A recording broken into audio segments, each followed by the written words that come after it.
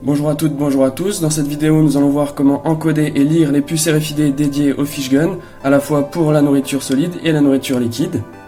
Ainsi, pour ce faire, vous aurez besoin d'un lecteur encodeur de puces RFID tel que celui-ci, à brancher par port USB à votre ordinateur et qui sera utilisable avec le logiciel GoToTag, et ainsi que de puces RFID comme celle-ci. À présent, nous allons voir comment renseigner le nombre de poissons présents dans l'aquarium sur chaque puce à l'aide du logiciel. C'est très simple, il suffit d'entrer une nouvelle donnée grâce au bouton symbolisé par une feuille et un bouton vert en haut à gauche. Ensuite, aller dans le sous-menu Plain Text, renseigner dans la case, dans le carré texte, le nombre de poissons présents dans l'aquarium, par exemple 5. Attendez bien qu'un message vert s'affiche indiquant que le logiciel a bien pris en compte l'enregistrement renseigné. Cliquez sur OK. Voilà, nous avons un plain text, une donnée pour 5 poissons enregistrés dans le logiciel. À présent, utilisez le bouton Encode NFC Tags, comme ceci. Et à présent, appliquez votre puce RFID sur l'encodeur.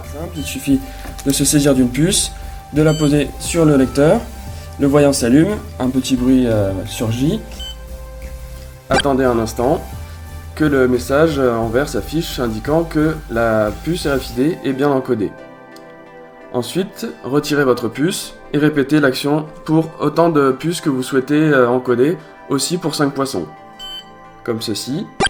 À nouveau, on attend que le message en vert s'affiche. Et lorsqu'on a terminé d'encoder nos puces pour 5 poissons, on les retire de l'encodeur et on appuie sur Done.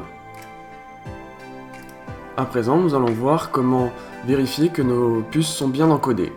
Alors tout d'abord, nettoyez toutes les données enregistrées sur le logiciel à l'aide du bouton Clear All Records, comme ceci, et ensuite apposez chacune de vos puces l'une après l'autre sur l'encodeur, comme ceci.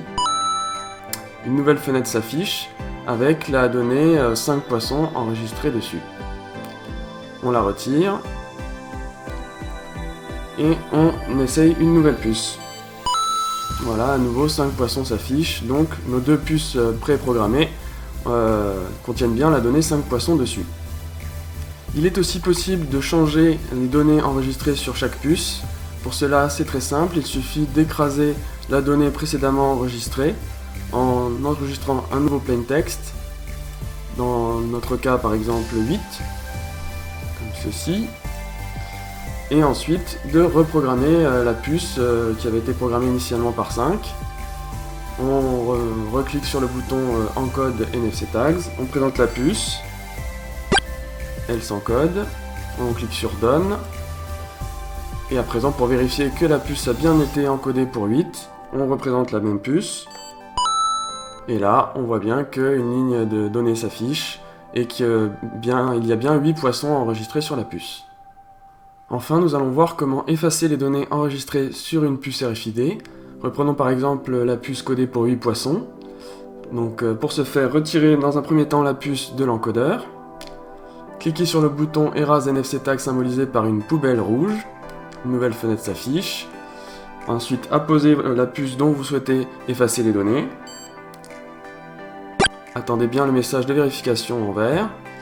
Ensuite, retirez la puce. Cliquez sur Done, et pour vérifier que la puce est bien nettoyée de toutes ces données, représentez-la sur le lecteur.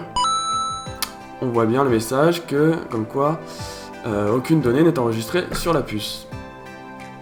À présent, nous arrivons à la fin de cette vidéo de présentation du lecteur encodeur NFC et du logiciel GoToTag.